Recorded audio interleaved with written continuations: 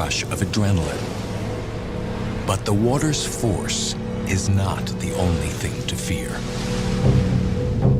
Beneath the surface, a deadly presence may be waiting to strike. Along South Africa's pristine beaches, a surfer falls victim to a savage attack by not one, but two great white sharks. Was he singled out by these deadly predators? Could he actually be a shark magnet? What are the clues? Where will the answers be found? Solving this mystery requires teams around the world that include scientists, physicians, and divers. They'll need all of their skills to unravel the mysteries they find in the deep. These seasoned detectives will reopen attack scenes and shed new light on these tragic encounters. They will reveal who is the hunter and who is the hunted.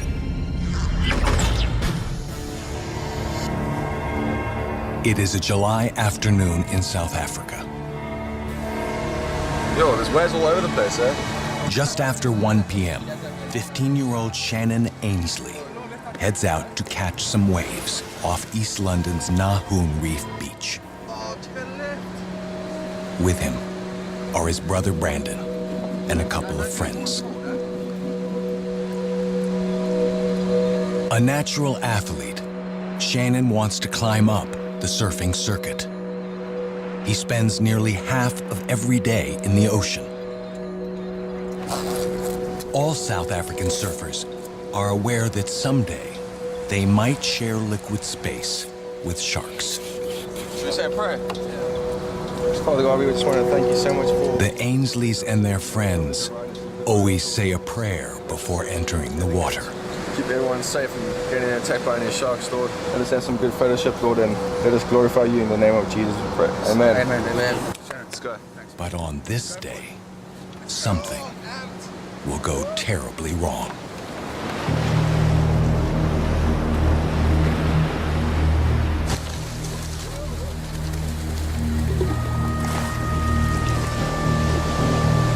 Shannon paddles out. For about an hour, the surfers catch one tremendous wave after another.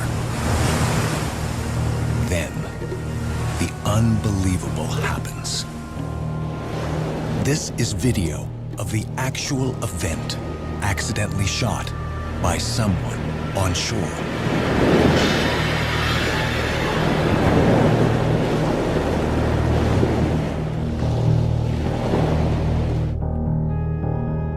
Shannon Ainsley is attacked by two 16-foot great white sharks at the exact same time. How is this possible? The odds against being attacked by just one of these fearsome predators are astronomical. A simultaneous attack from two of them seems virtually impossible. And yet, it happened. Why would two sharks target the same person? Did Shannon unknowingly do something to make himself bait? Or is he somehow more attractive than others? We may think we know why white sharks attack humans. But do we? An attack half a world away seems to provide a textbook case.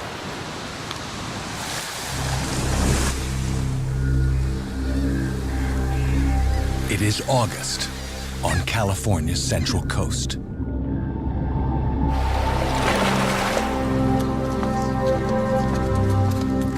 For years, college instructor Deborah Franzman has enjoyed the ocean near San Luis Obispo.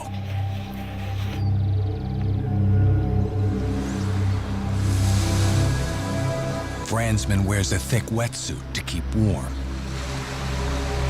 She has the beach and the ocean to herself at this early hour of the morning.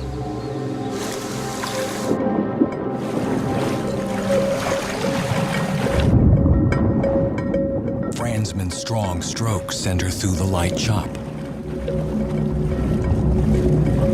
Surprisingly, none of the usual sea lions are present anywhere.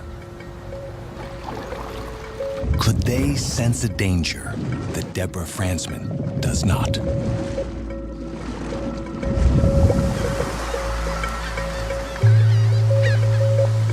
Soon, several local lifeguards arrive at the beach and begin training maneuvers.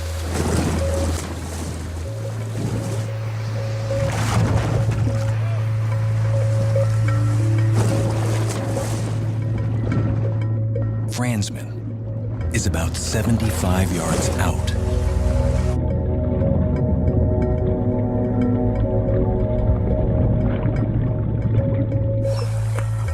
In mid-stroke, she stops to adjust her goggles.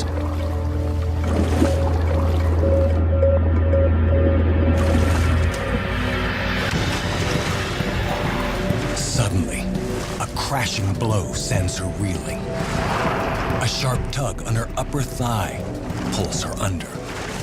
Abruptly, the force releases her. Immediately, the lifeguards respond to her screams. One calls for help. Yeah, we need to get somebody here right now. All of a sudden, all three of their hands popped up in the air. In lifeguarding, that means immediate assistance is requested. I gotta go.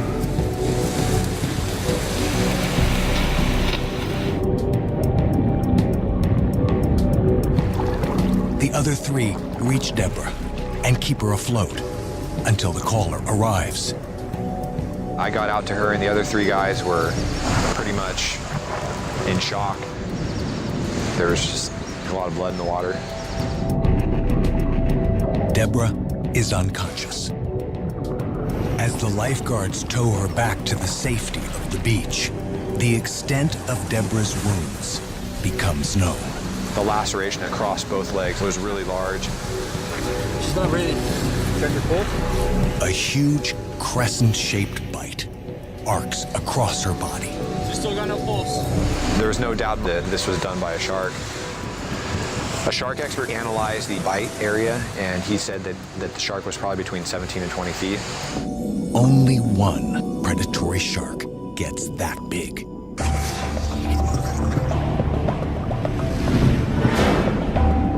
The Great White.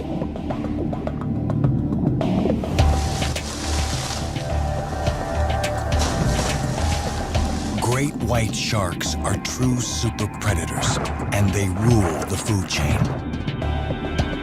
A fully grown great white can dwarf an average-sized truck, and the shark is twice as heavy.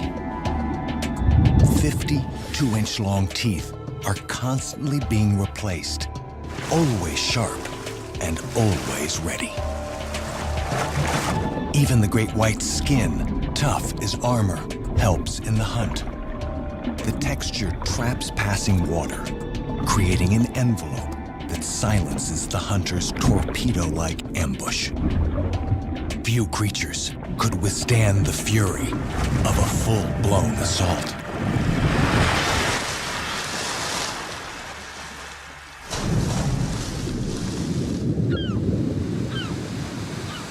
Deborah Fransman is dead before medical help arrives. Why had this woman been attacked? In many ways, her case seems all too familiar in its tragic details. It appears to support the theory that wetsuited swimmers and surfers, like Shannon Ainsley, are targeted because they look like the white shark's favorite prey, sea lions or seals. Could the sharks get confused? Deborah Fransman was wearing a black wetsuit and fins, which approximate a seal's coloring and profile. What's more, she had been swimming alone, close to a known sea lion colony where great whites often hunt.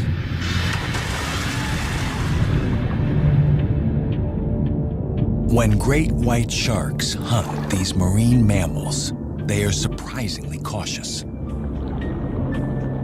Like any predator on the hunt, even the giant sharks can get hurt, and a fully grown seal can be a formidable foe.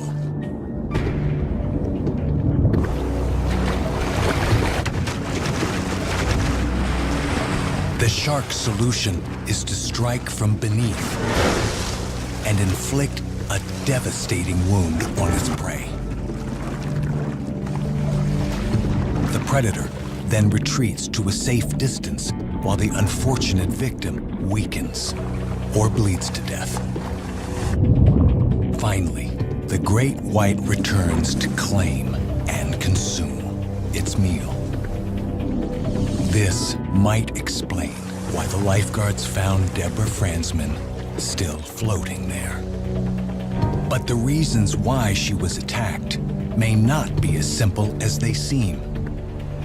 And this popular theory that sharks may mistake people for seals does not fully explain key points of Shannon Ainsley's startling attack.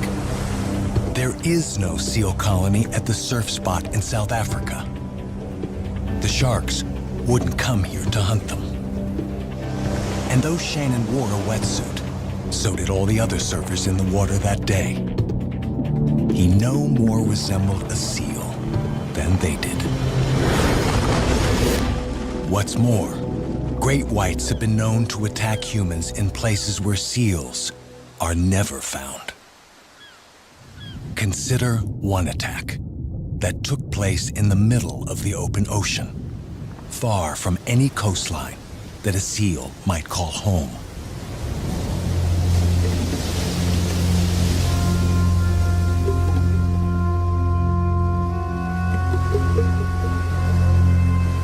One hot day in March, Heather Boswell and her colleagues jumped into the ocean from their research vessel in order to cool off.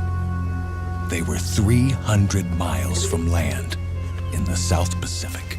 Where we went swimming was in the middle of nowhere. It's this beautiful blue water. I kind of expected it to be a little cold, but it was really warm. It felt like bath water. Like Shannon, Heather was in the water with many others. There were probably 12 people in the water. What happened next was caught on video by one of her colleagues on the ship. One guy in the water yelled, "Shark." Everybody's just panicking and pretty much trying to walk on water to get back. And that's when the shark swam around and started chewing on me.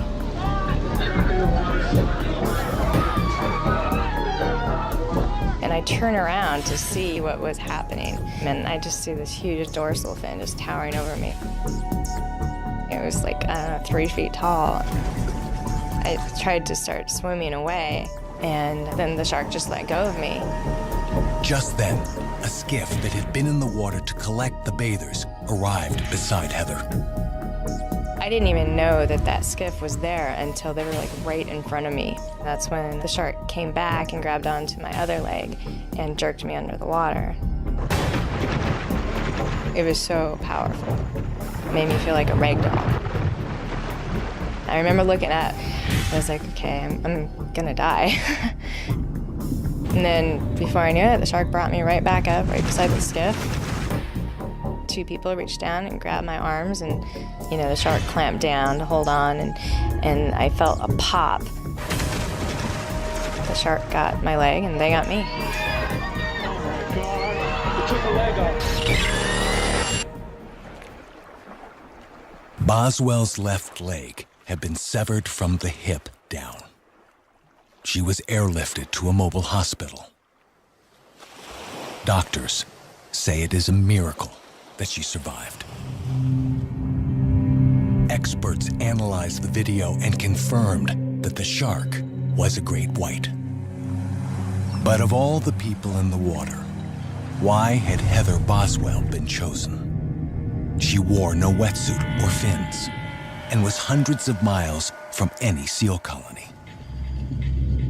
Some people believe that sharks may bite unfamiliar objects, including human victims, simply to find out what they are.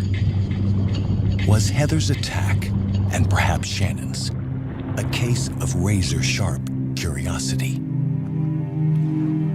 There is evidence to suggest that the shark did not target Heather as prey.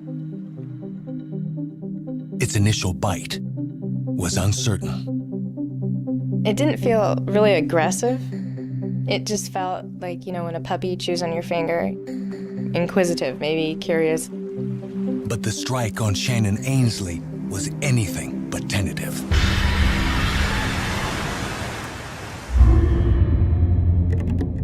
The impact catapulted him several feet into the air. This attack was not a shark inspection. Shannon was targeted. He was hunted by not one, but two great white sharks. Why? The answers may lie hidden at the scene of the attack, the famous waves of East London's Nahoon Reef, and the discovery of clues that raise chilling questions about great whites and the targeting of Shannon Ainsley. The waters off South Africa are home to some 100 different species of shark. But only one rules. Great whites are the masters here, and the biggest lure for many humans. Here, the sharks are offered up in various ways to the public. The curious can take home a white shark token and even get safely into the water with the sharks themselves. They seem to regard the sharks without fear. There's one of them smiled at me earlier. To the max, man. The sharks are awesome. Most along the South African coast seem happy to share their ocean with the giant sharks, so long as it's from the safety of a cage, a boat, or even shore. But many here choose to enter their realm with no more protection than a wetsuit. Some surfers in the area jokingly refer to themselves as shark biscuits. There's a reason why. Worldwide, 1/3 of all attacks by the great sharks are on people surfing, more than any other human activity. These adrenaline junkies are well aware of the risks. And with more than 1,000 confirmed great whites in South Africa's waters, it's no surprise that almost every surfer in East London knows of or has had an unscheduled encounter. I know 3 people who've been attacked. In fact, another guy, 2 that I know of, that's also been attacked. Yeah, a couple of guys. I was attacked, felt this like a shark come up and grab my ankle. About 4 years ago, I got bumped. It's just on the arm. It's a common occurrence. It happens, you know. These things happen now and then. Yeah? But even these seasoned veterans of the waves were unprepared for what happened to Shannon Ainsley. How had 2 of these wide-ranging predators closed in on the same target at the same time when the ocean they prowl is so vast? Could the answers lie in the sea where the ambush took place? It was a clear day, very nice swell, blue water. Billy Moritz is a marine biologist, now in charge of beaches in East London. He's investigated many shark attacks on surfers. And what time of the day did this happen? Around about lunchtime. It was about 2 o'clock in the afternoon. Michael Scholl is also a marine biologist and the administrator of the White Shark Trust in South Africa. It's the reef where they surf. Shannon and his friends knew the best spot to catch the big waves, near the offshore reef that has made this beach a surfing mecca. How deep is it around there? It is not very deep there because of the reef. But around the reef? Around the reef, it's about 10-15 meters. Could the deeper water have meant cooler surf conditions? How cold was the water temperature when Shannon got attacked? It was on the 17th of July, and it was in the region of 14 degrees Celsius. That may seem cold, but it's actually a bit warm for the winter ocean. The day before Shannon was attacked, a westerly wind blew tropical currents toward shore. And the westerly wind does warm the water up a bit. That brings in the warmer water from the deep ocean. If the wind had brought the warm water into shore, could it also have brought the sharks? Most fish are cold-blooded and are highly dependent on the surrounding ocean temperature to survive. Great white sharks, however, can recycle the heat generated by their muscles to regulate their body temperature. This allows them to hunt in all types of conditions, from the warm reefs of the tropics to the chilly fjords of Norway. Warm water alone wouldn't bring them to shore. Whatever brought them, Shannon Ainsley never saw them coming.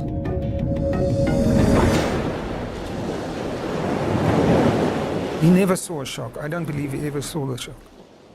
Though their name comes from their ghostly white undersides, the top of the shark is counter-shaded. This makes them nearly invisible to their prey when they strike from the depths below. What happened with Shannon? Well, I think there were about 15 of them surfing. His brother had just gotten out of the water. And he was hit very hard from beneath by a shark. A big shark was flying through the air. Everybody was screaming. I just heard a commotion behind me. People were screaming, shouting, shark, shark, shark. I immediately thought about Shannon. I immediately thought to myself that the worst might have happened. Brandon watched the water, searching for a sign that his brother had survived the onslaught. But what chance did Shannon have? Could anyone survive such a massive attack?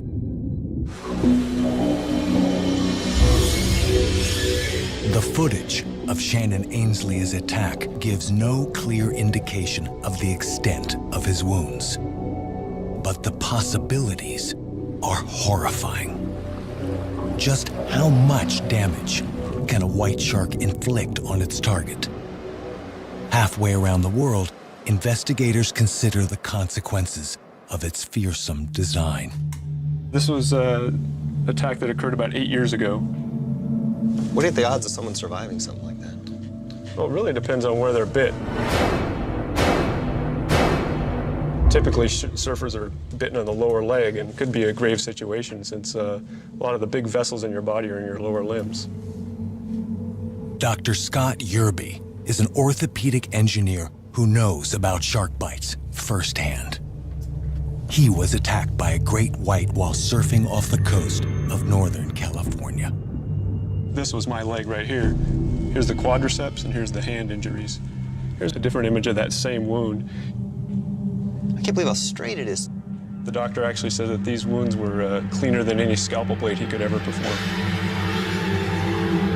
The key to their being able to cut through flesh and bone is having these teeth that are so sharp, and they're rather slender. It makes them almost like, sort of like razor blades. Professor Greg Erickson studies the comparative bite forces of predators at Florida State University. Even though these animals are dulling their teeth or breaking them, they have backup teeth behind here that kind of roll out like a conveyor belt. In a lifetime, we'll go through hundreds of sets. I mean, Scott, in many ways, this thing's the ultimate killing machine. Imagine poor Shannon Ainsley trying to survive an attack from 2 of these animals. As he searched the waves, Shannon's brother feared the worst. Then, Brandon caught sight of Shannon's surfboard. The damage did little to calm his fears. Finally, Brandon saw something he could hardly believe. I noticed that a few of the surfers were getting out, and I saw one last surfer. It was Shannon. Miraculously, Shannon Ainsley emerged from the waves alive. Somehow, he had survived the attack of 2 great white sharks. I never knew there were 2 sharks at the time. I only found out 2 days later when I saw the video. Even more incredibly, Shannon's injuries were minor. He walked away from his confrontation with 2 16-foot sharks with only lacerations on one hand. I feel so blessed because neither of the sharks came back for me and tried to attack me again. But why had they tried in the first place? Is it possible that Shannon unknowingly sent out a signal that called the predators directly to him? Great whites are armed with highly tuned senses that have pinpointed prey for millions of years. Which of them led the sharks to Shannon? Could it have been smell? Some in East London thought it was possible.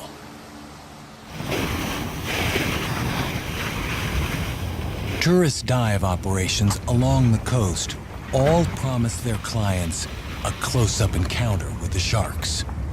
To do that, you need to find these rare fish in a wide open sea. But it turns out it's a lot easier to let them find you. Shark tours spoon chum, a mixture of shark livers and fish oil, into the ocean. It's usually not long before the sharks show up. They can smell the blood in the water more than a quarter-mile away. Some even suggest that the predators may be attracted to more than just the chum.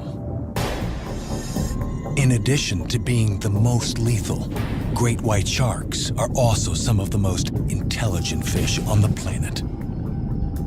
Far from the mindless automatons of popular lore, they are as capable of learning and modifying their behavior as many mammals.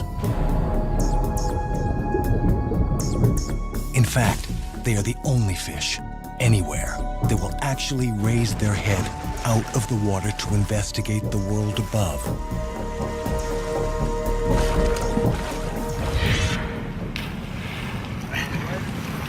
Could it be that these intelligent fish are becoming habituated to chumming and are learning to associate people with food? For now, we can't be sure. But though debate still continues about the safety of this practice, both for the white sharks and for the humans that seek them, it still doesn't provide the answer to Shannon Ainsley's mysterious twinned attack. There is no chumming or shark dive tourism in East London. Fishing boats do not come close to the surfing beaches either. Besides smell, what else could have drawn the sharks to Shannon? Could sound have brought them in? Great whites, like all sharks, are incredibly sensitive to sound. Their liquid world carries sonic vibrations faster and farther than the air above. A small canal that runs the length of the shark's bodies beneath the skin, called the lateral line, lets them hear the sound of their prey, not only at their ears, but all along their massive lengths. They can detect some sounds miles from their source. See the lateral line right here? There's a bunch of sensory pores along there that allow these animals to pick up those low-frequency mechanical sounds of, you know, say a struggling fish. So could this pick up people playing in the ocean? Absolutely, yeah. You know, the low-frequency splashing that's occurring, you know, is going to travel very quickly through the water. Such splashing may actually have been the lure that drew the shark to Deborah Franzman. The lifeguards training along the beach were certainly creating enough noise to attract the attention of a passing white shark. The predator may have been heading towards them when it came across Franzman. And what about Heather Boswell? By the time she entered the water, some 50 people had been splashing and yelling for more than an hour. Everybody had been, you know, in and out of the water a lot, climbing back up and jumping in. It was a pretty rowdy bunch. 300 miles from shore, these vibrations would ring out like a giant dinner bell. Yet, by all accounts, Shannon Ainsley was resting quietly on his board when he was attacked. And his paddling movements were not more extreme than any of his companions. Shannon, he does not do anything strange. He's always got the feeling for the flow of the wave. But something set Shannon apart. Something caused two great whites to target him, and him alone. What was it?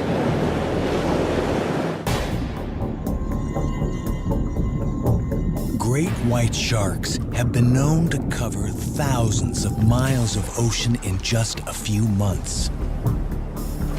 How did two of them end up at the same place at exactly the same time? Some may suggest it's simply a coincidence, but new evidence points to something else entirely. Shark coming up here on the left. Research done by Michael Scholl and other biologists here seems to show that great white sharks tagged in the waters near Cape Town are actually swimming up the coast of Africa to East London at certain times of the year. Namely, in June and July, just when Shannon Ainsley was attacked. But what could be drawing them towards East London? There is no sea lion colony here. There are no dive boats or chumming. Something else must be the attraction. Towards the first 2 weeks of June, we normally have the sardine run, where huge schools of sardines move up the coast. These sardine schools are trapped in a narrow band of cold water between the warm current and the land, and they come very close inshore. There's a huge feeding frenzy going on. You can actually see it swarming over the sea. You can see the birds diving, and you see the seals and the dolphins. It's one big feeding frenzy when the sardines move past here. Basically, you've got in one place the whole food chain kind of lined up. If you've got the little sardines, behind that you'll have the bigger fish, Cape salmon, tuna, and behind them you've obviously got the big sharks following the bigger fish. So it's basically a huge feast, all-you-can-eat buffet for just about every predator, and predators come from far into this area to follow the sardines. Could large numbers of white sharks also be following this movable feast? White sharks don't eat just seals. I mean, they eat mainly fish. A white shark grows slowly, and it's nearly a decade before an individual is able to tackle a seal or a sea lion meal.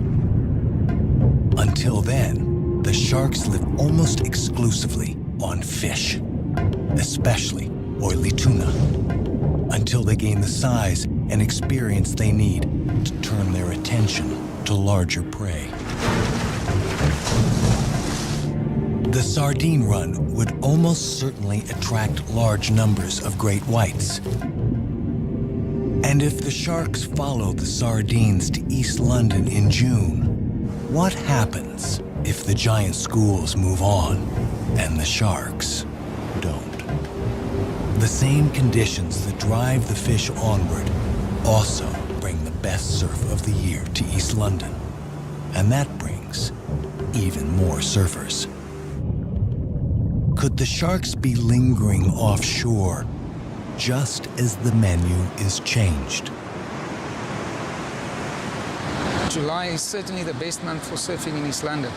Roughly 2 or 3 weeks after the sardines have been passed here.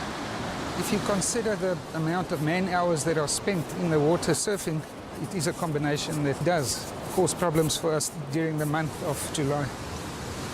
Shannon Ainsley was attacked on July 17th. Almost without exception, shark attacks in East London take place in July. But while the sardine run might explain how more great whites can end up in East London waters, it doesn't resolve why 2 of the sharks would attack the same human victim at the same time. Like many apex predators, great whites are often thought to be solitary creatures. But that, it turns out, is only part of the truth. Great whites seem to have a complex social structure, one that scientists are only beginning to study, and their interactions are not always cordial. Quite often, sharks may bear scars and bite marks that can be traced to other individuals in the same region. The wounds can be minor or severe and testify to a hierarchy that seems based on competition and intimidation. Heather Boswell thinks her attack may have something to do with this kind of behavior. When it first was chewing on my leg, the shark was more curious, but by the time it came back around and bit me again, it was a lot more vicious. I don't know if it felt like it was going to lose me to the boat in the water. Maybe it was trying to compete. Definitely felt like a different kind of attack. Were the sharks that targeted Shannon competing in some way? Or were they cooperating? White sharks have been known to join forces when hunting and will fan out to either side of their prey, then trap it between them. They will even take turns biting 20-pound chunks out of their catch. Was this their intention with Shannon Ainsley? The tuna that may have drawn the sharks to East London typically continue on with the sardines. Were the sharks desperate for a meal? Or were they sending a message to something they regarded as a competitor for the now limited supply of prey? We can't be sure. Whatever their intent, the fact remains. Shannon Ainsley was surrounded by other surfers when he was attacked. Yet both sharks zeroed in on him, and him alone. Did something make him more attractive than the others in the water that day? Did he look different to the sharks? Great white sharks have remarkable visual abilities. They can see in color and also have what is called polarized vision. It's a feature that allows them to distinguish silvery or dark prey from the rest of the watery world. But their acute vision suffers as night approaches, forcing them to be more cautious and less active. This might explain why there are virtually no attacks on humans at night by great whites. The creatures may not hunt after dark. But the animals are designed to see extremely well during daylight hours, making it extremely unlikely that they confuse people with marine mammals. Yet there was nothing about Shannon or his board that distinguished him from the others. At midday, all the surfers would have been backlit by the sunlit world up above. The sharks would see only solid shapes. Shannon did not stand out visually. Something else must have drawn the sharks to him. Was it simply the luck of the draw? Some might say so, if this were the end of the story. But unbelievably, Shannon Ainsley's encounters with great white sharks were just beginning. The fact that Shannon Ainsley survived an attack from 2 great white sharks is simply astonishing. How did it happen? Shannon couldn't recall, but he has pieced the story back together using the only shreds of evidence that remain: the accidental video and the board he was riding. The one shark bounced my board over here, and then the shark bit onto the board. One ended up with a mouthful of surfboard. But what of the other? The second shark didn't get me at all. And as soon as the shark on the left-hand side bumped me into the air, the other shark sort of missed me. That may have made the difference between life and death. I think the shark on the left-hand side sort of saved my life, because if it didn't knock me into the air, the other shark would have put my head off. It's hard enough to believe that Shannon survived this bewildering attack.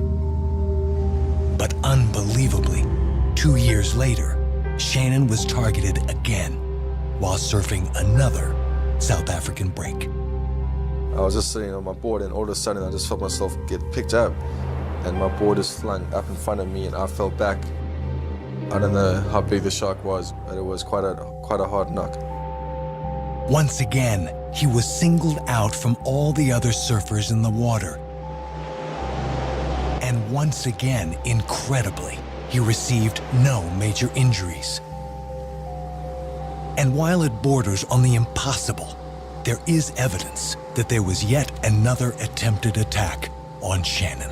There were about 40 people in the water when I paddled past this one guy, and then I turned around, and about 2 meters away from me, I just saw this shark just going crazy and savaging the surfboard or the surfer. Fortunately, the other surfer survived the assault, but was yet another shark gunning for Shannon. I don't know why sharks always attacking me. What is it about Shannon that sharks find so attractive? Why do they hone in on him? As they cruised along the coastline in the wake of the sardines, the pair of hunting sharks may have been drawn towards the reef because of the splashing sounds made by the group of surfers. As they got closer, however, smell would be the next sense they would perceive. And Shannon has a habit that may make his scent more attractive to a shark. I was just wondering, what do you do out there when you have to go pee? Well, I normally just wee in my wetsuit there. Urine, like blood, is filled with agents that are easily detected by the shark's highly developed sense of smell. The fact that Shannon relieves himself while surfing doesn't distinguish him from other surfers. It's the number of times he does so. I just wee like 5 times in the surf. Shannon urinates repeatedly while he's in the water, increasing the odds that a shark might smell him. Could this greater concentration of bodily fluid have led the sharks to hone in on Shannon again and again? We can't be sure. But sharks do possess one other sense in their arsenal that may cause them to lock on Shannon. It's an extraordinary power, and one that's completely invisible to us. Look at that. You can see these little pores here. These are the ampullae of Lorenzini. Those allow them to sense electromagnetic signals. Pretty amazing. Sharks, including great whites, have special sensors that can detect minute changes in electrical fields. This video was shot by a scientist who studies their electrical sensitivity. Buried under the sand, in the leftmost circle is a weak battery, and the shark zeroes in on it immediately. Corroding metal also emits an electrical charge, which may help explain why sharks sometimes bite the safety cages of divers. Their interest may be in the cage itself, not in its contents. The small canals, or ampullae, are so sensitive they can even detect the electrical charges of an animal's nervous system or its beating heart inside the body of their prey, like some deadly EKG machine. So do all living things give off electrical signals? Yes, absolutely. A human's electrical field is easily strong enough for a shark to detect. Do you think certain people may be more interesting to sharks than others? I think the answer is probably yes. It is quite possible that some people maybe are more prone to being attacked by sharks.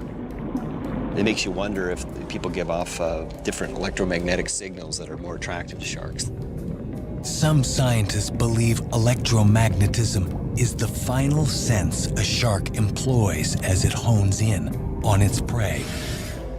A great white shark rolls its eyes back in its head to protect them as it strikes its victim. But its sixth sense ensures that it never goes blind. Electromagnetism directs the bite of its awesome jaws. Could Shannon's electrical field, his aura, account for his strange attractiveness to the great predators? We may never know. Shannon, at least, is sure of one thing. He'll keep surfing regardless of whether his attractiveness is simply a statistical anomaly or the result of something we still don't fully understand. It's such a good feeling to just feel the water underneath your surfboard and just to ride the wave and just be free. And there are some things we can be sure of. Though the annual number of shark attacks has risen steadily over the past century, so has the number of people who are spending time in the predator's watery world. Precisely what causes any of these awesome creatures to attack us may always be a matter of speculation. But the numbers prove that encounters are rare. Every year, a few unfortunate people lose their lives to sharks worldwide. In the same period, millions of sharks of all species are killed by us. Any instance of shark attack is much more the exception than the rule. If there was an attack each time a shark saw you, there would be 100 or 1,000 attacks a day. And that just doesn't occur. Though attacks are rare, when they do occur, they can be devastating. These awesome predators have ruled the seas for 200 million years. We are but newcomers to their liquid world. Whenever we enter it, it should come as no surprise that these supreme creatures will remain the hunters. And we, at times, the hunted.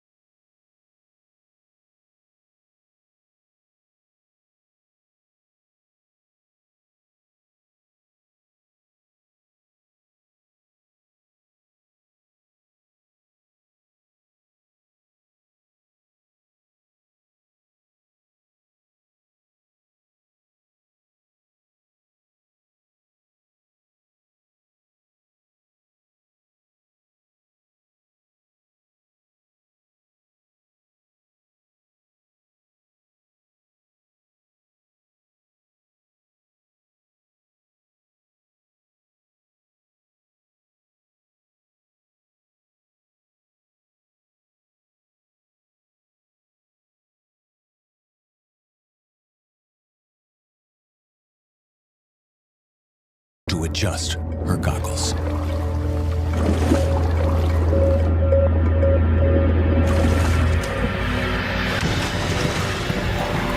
Suddenly, a crashing blow sends her reeling.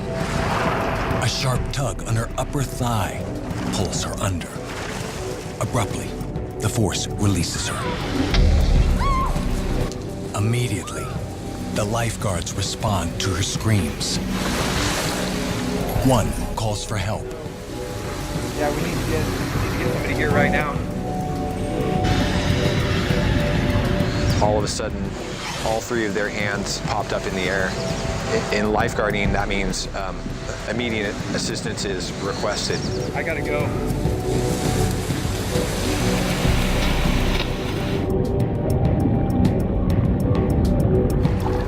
The other three reach Deborah and keep her afloat until the caller arrives.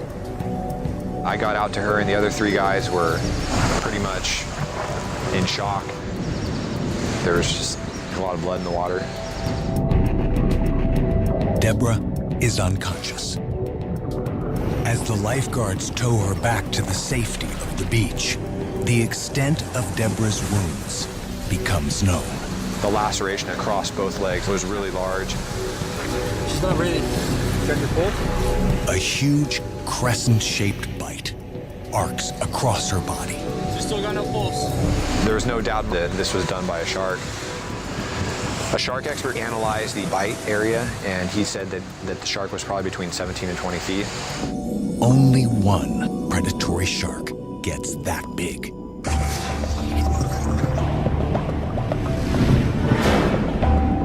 The Great White.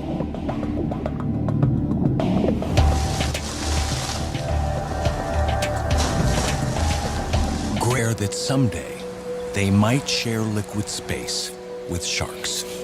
Should we say a prayer? Father God, we just want to thank you so much for... The Ainsleys and their friends always say a prayer before entering the water. Keep everyone safe from getting attacked by any sharks, Lord. Let us have some good fellowship, Lord, and let us glorify you in the name of Jesus, we pray. Amen. Amen. Amen. Let's go. But on this day, something will go terribly wrong.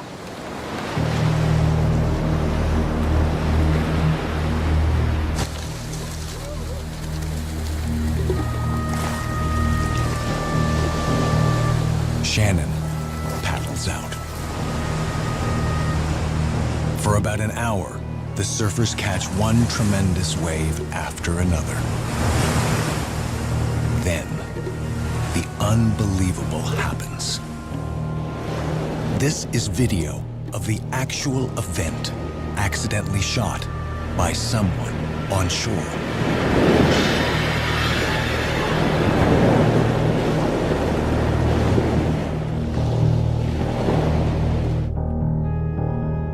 Shannon Ainsley is attacked by two 16-foot great white sharks at the exact same time.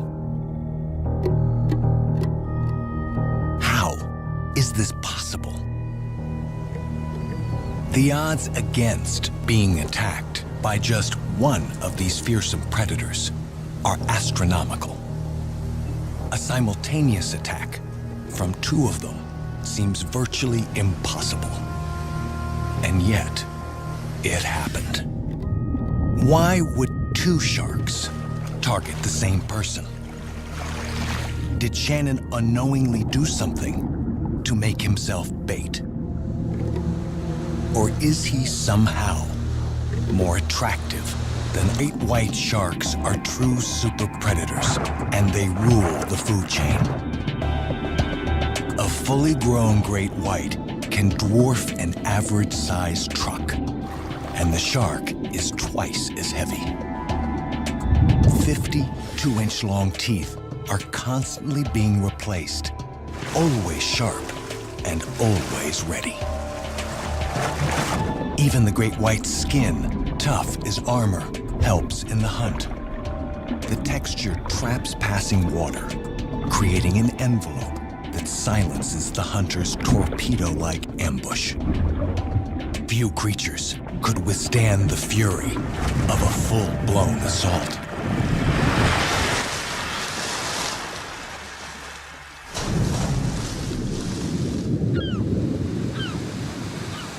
Deborah Franzman is dead before medical help arrives.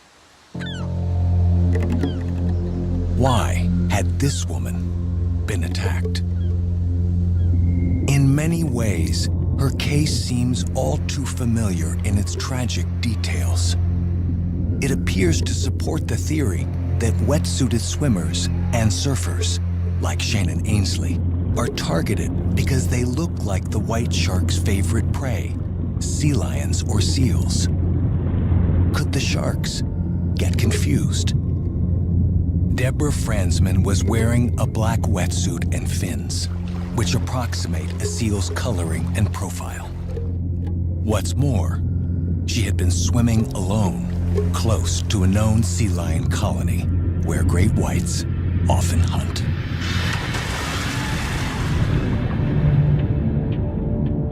When great white sharks hunt these marine mammals, they are surprisingly cautious. Like any predator on the hunt, others. We may think we know why white sharks attack humans. But do we? An attack half a world away seems to provide a textbook case.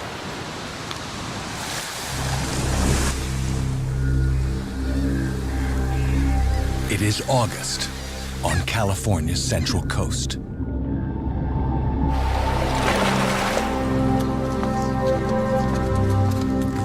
For years, college instructor Deborah Franzman has enjoyed the ocean near San Luis Obispo.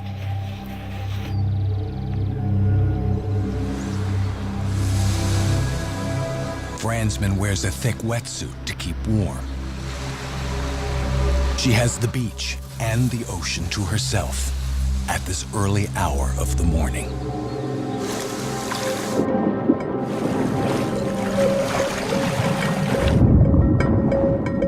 Franzman's strong strokes send her through the light chop.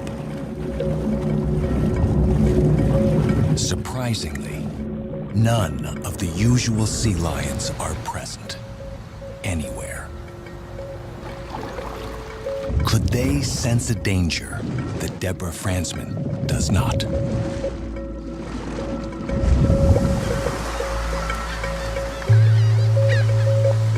Soon, several local lifeguards arrive at the beach and begin training maneuvers.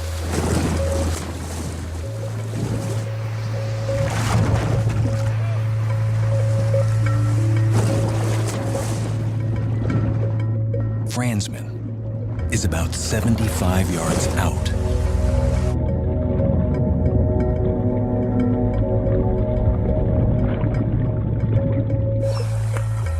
In mid-stroke, she stops.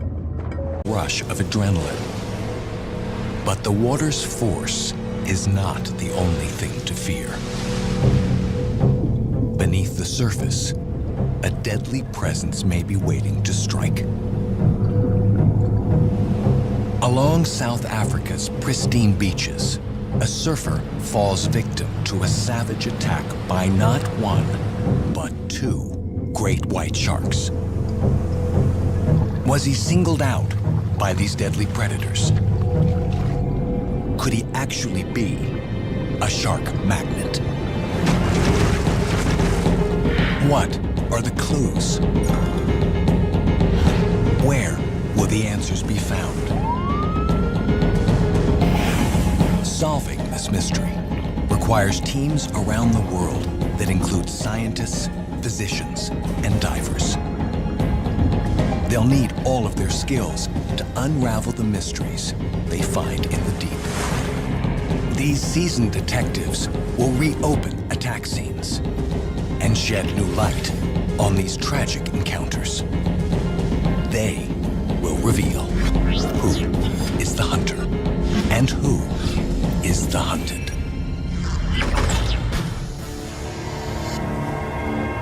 It is a July afternoon in South Africa. Yo, there's waves all over the place, eh? Just after 1 p.m., 15-year-old Shannon Ainsley heads out to catch some waves off East London's Nahoon Reef Beach. With him are his brother Brandon and a couple of friends. A natural athlete, Shannon wants to climb up the surfing circuit. He spends nearly half of every day in the ocean. All South African surfers are aware